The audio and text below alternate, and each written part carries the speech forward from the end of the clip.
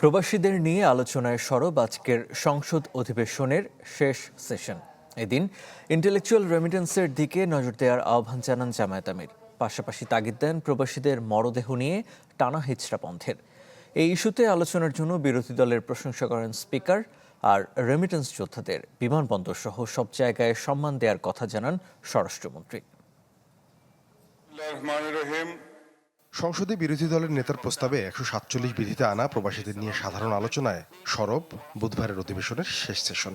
এ সময় প্রবাসীদের বিভিন্ন সংকট নিয়ে সরকারি ও বিরোধী দলের সংসদ সদস্যরা গঠনমূলক আলোচনা করেন, খোঁজেন রেমিটেন্স প্রবাহ বাড়ানোর রূপরেখা। সকলকে আন্তরিকভাবে ধন্যবাদ জানাচ্ছি। আলোচনা উঠে আসে প্রবাসীদের ভোগান্তি ও নতুন শ্রম বাজারের বিষয়টি। সেবা প্রদানে উদাসীনতা থাকলে দূতাবাস কর্মকর্তারা দায় এড়াতে পারবেন না বলে জানান বক্তারা।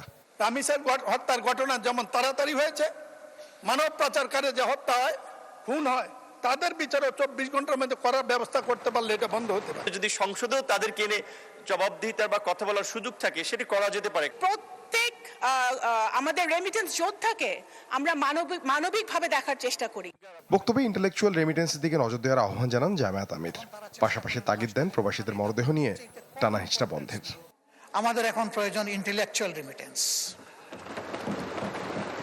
দুনিয়ার বিভিন্ন উদীয়মান শক্তি এবং দেশ তাদের তরুণ যুবক যুবতীদেরকে ইনসেন্টিভাইজ করেছে, তাদেরকে মূল্যায়ন করেছে।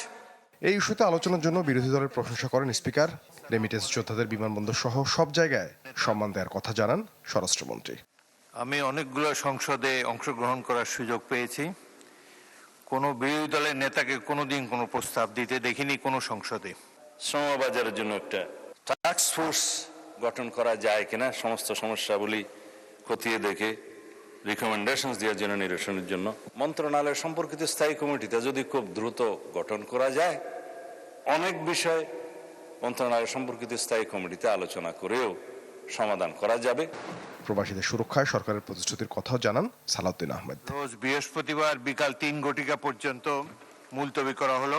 সাদবিন শফিক, চ্যানেল 24, ঢাকা।